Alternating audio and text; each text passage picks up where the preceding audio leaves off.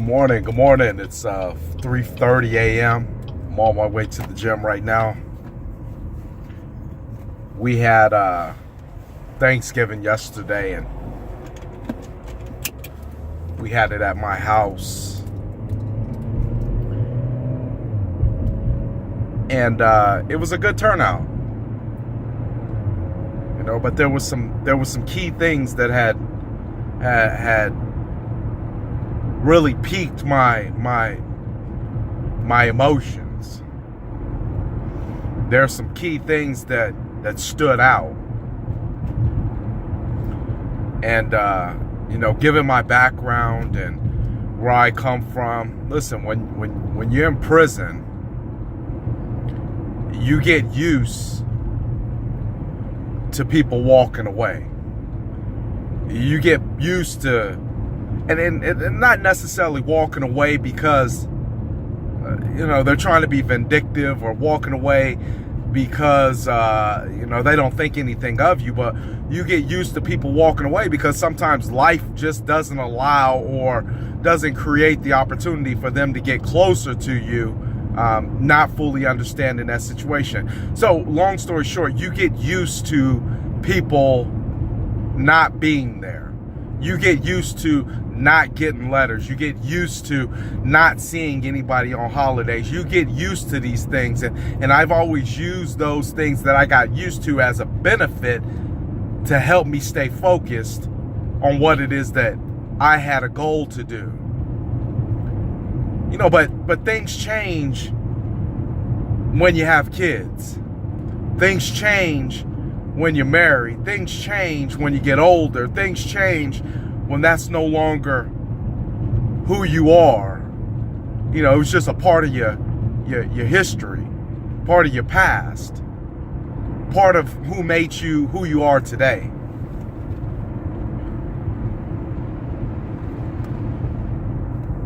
But a part of being a man is hard. I heard this before. It's real hard. And I didn't know what that meant. What do you mean it's hard being a man? Well, see, you gotta keep the definition of a man in its proper perspective. A man is somebody who's there taking care of business every single day. A man is the one who's taking the losses. A man is the one who's standing up when your family can't stand up. A man is the one who lays it all on the line to protect those around him. A man is not here's the definition of what a man is not. You're not a man if you're not taking care of your responsibility. You're not a man if you take your paycheck, do something for you, and not take care of your family. You're not a man if you put your needs ahead of your family's needs. And don't get that twisted either, because you need to make time for yourself. That's important. I tell my wife all the time, make time for yourself, even if that means telling me, hey, I got to go do something else. I got to make this time for myself. I get it. So let's be very clear about the definition of a man. One is a boy masquerading as a man. He may have some gray whiskers on his face. He may have a little underhair arm. I don't know. His voice may be a little bit deeper. I don't know. The other one is actually holding it down there every single day. When somebody crying, he's there to wipe the tears up. When somebody happy, he's there to celebrate with them. When their kids do good, he's there to make sure. When they do bad, he's ready to do the disciplinary. He's there to love. He's there to do all these great things. And another part of the man is when somebody knocks on the door and your whole family, for one reason or another, is scared to answer the door. You walk up to it, open the door brazenly without even looking through the peephole, say, how can I help you? When there's a noise outside, the man's job is to go out there, tell the kids and the wife, stay here, I'll take care of it. When the tire breaks on the car, stay in the car, I'll be there in a second, or I'll get out and change it. Don't worry about nothing, be cool. Or when shit's completely breaking fucking loose, the man's job is to make sure that he keeps order and lets everybody know, we got this. Don't worry about a thing. It's hard being a man. And, we had Thanksgiving at my house. I'm whatever. I don't care. Hey, cool. Yeah. My wife's trying to figure out what to do, how to do. My mother's helping her, so they putting the food and whatnot together. My wife's, doing what she got to do, and she was getting these calls and not even calls. She's getting these messages. I can't make it for this reason or that reason. This motherfucker started talking about my son's birthday party in a week, 2 weeks or whatever. We can't make it because we don't get along with such and such. Now, me sitting there and I can tell when something's bothering her, and when she gets these little chirps on her phone, I'm like, and I see her face dip, and let me tell you something about Ricky. I ain't never heard, she talks more shit to me than people she should be talking shit to. But I ain't never heard a person be so damn humble and graceful and not speak a bad word about nobody and go out of her way for everybody. I mean, sometimes I look at her like, man, fuck them. Straight up. I'm a Christian, I love God, but let's be very clear. Jesus was in that temple tossing some tables around himself. He wasn't playing. He wasn't no chump. He wasn't no pushover. He wasn't no punk. He said, Peter, get out and walk.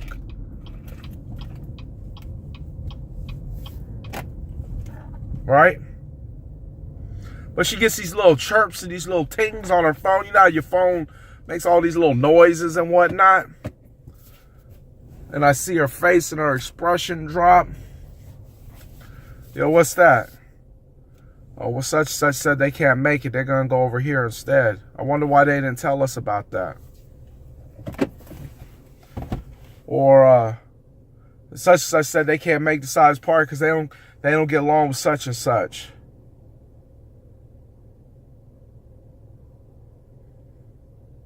Okay. All right. You all right? Well, yeah, I'm okay. I just don't understand. I said, okay, well, it's all right. It's all right. And inside, I'm seething. I'm seething. See, I don't care. See, I don't care. See, I'm used to you walking out on me. I'm used to you turning your back. I'm used to you talking shit about me. I'm used to that. But see, as a man, my job is to protect my family, first and foremost.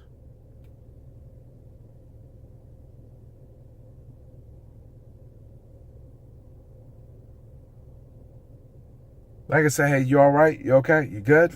Yeah, I'm good. Now I say anxiety. Is anybody gonna show up? What's going on? Is anybody gonna come? I'm just, She now talking about, it don't even feel like it's worth it.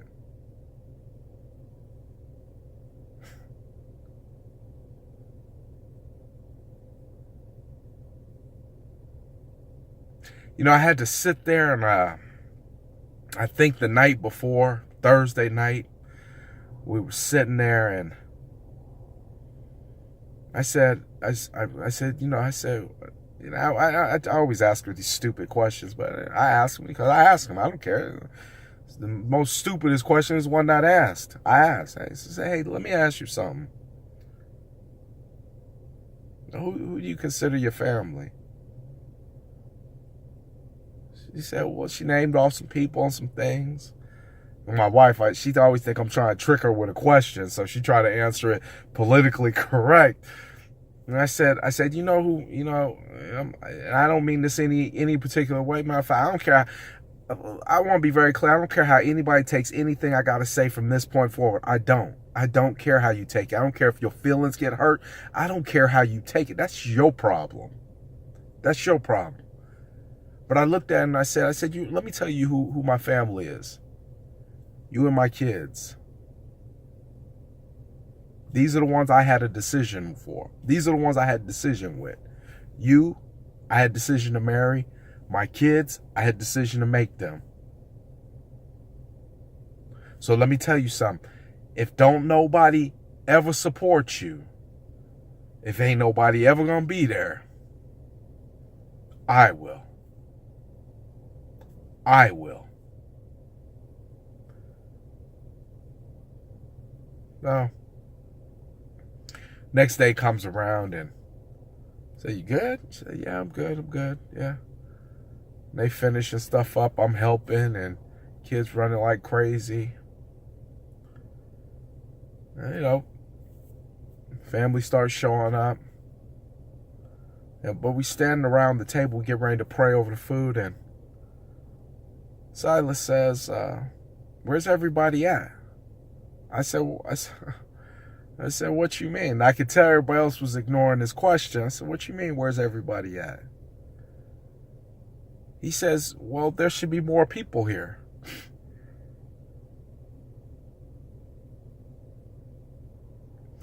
I said, listen, man. I said, less is more. And I said, there's plenty of us. Understand, who's here is supposed to be here. And who ain't here ain't supposed to be here. All right?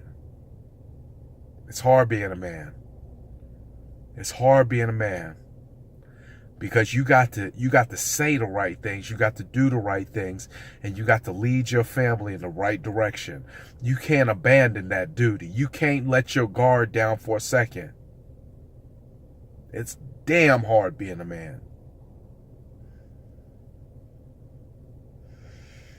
And afterwards, he said,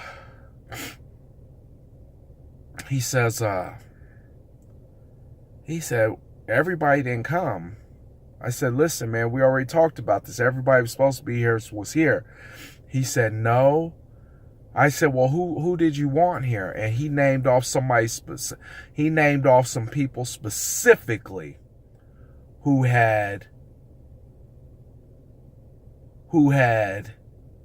he was close to.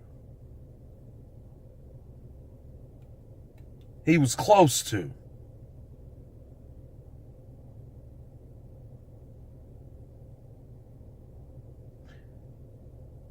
It's hard to have those conversations when your wife, your kids, they ain't been through what you've been through. They ain't built up that callousness where it's kind of like, hey, this is what it is. It's cool. Don't worry about it. It's good. Don't worry. Smile. Smile. When their heart is hurt.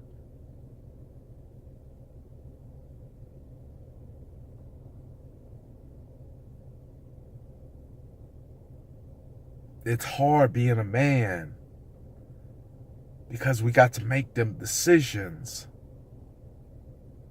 that matter.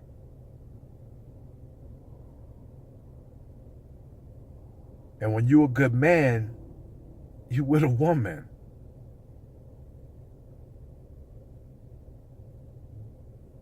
So she ain't doing it on her own. But when you're a man, you got to put yourself front and center on every single situation that arises. And it's hard to explain how grown-ass people be having some of the stupidest issues, and it affects the wrong people. And you just sitting there like, dude, it's okay.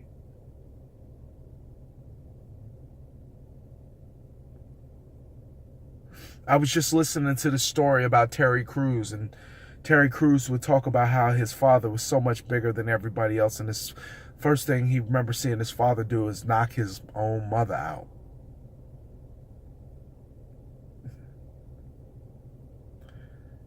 And Terry Crews went to go take his kids over there. If y'all don't know Terry Crews, he's an actor, big swole dude. Motivational speaker now. Sorry. But one day he decided he was going to let his kids start hanging out over there. And he told his dad, don't show your ass while my kids are here. Don't do it. Well, sure enough, later on that evening, he had got a call from his sister saying that his father had beat his mother in front of his kids. He said that he got his kids out of there. He called his sister, take them out of there, take everybody out of there. Called up his brother. Brother and them went over there, beat the shit out of his dad for a couple hours.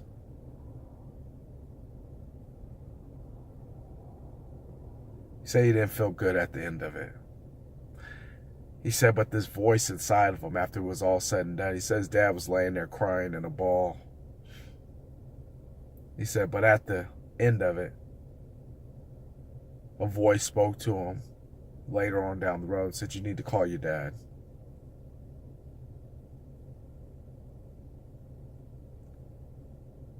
You need to thank your dad.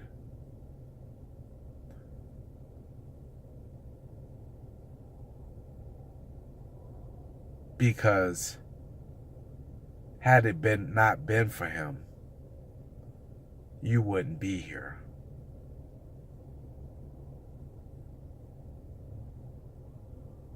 He was like, he tried to tell that little voice inside of him, I can't do that. Well, a little voice said, you gotta do that. It's hard being a man. Because that wasn't a man whooping on his mother. That was a man who called his daddy, who did that and still said, thank you for bringing me into this world. It's hard being a man. It's a fucking fight.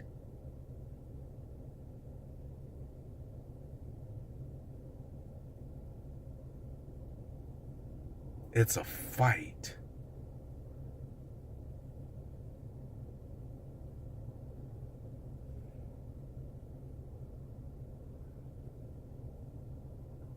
So I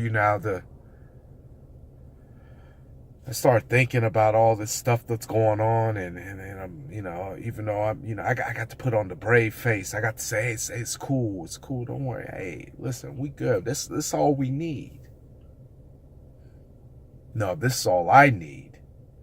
But see, when you expose to different things, you have different needs. See, my limited exposure to family in the first place, or my limited exposure to friends in the first place, because I moved around all the time, or my limited exposure to certain ways of upbringing, pretty much precluded me from being that kind of way. But that's not to say that they don't need that.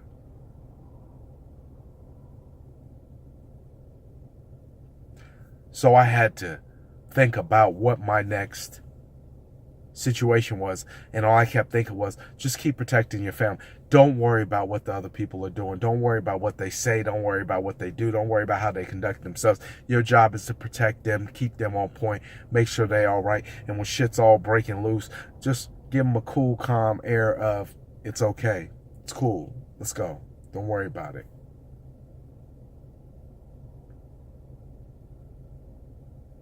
It's hard being a man.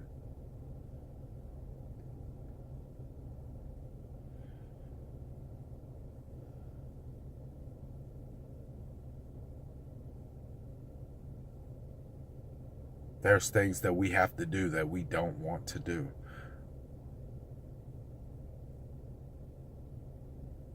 I'm going to end this.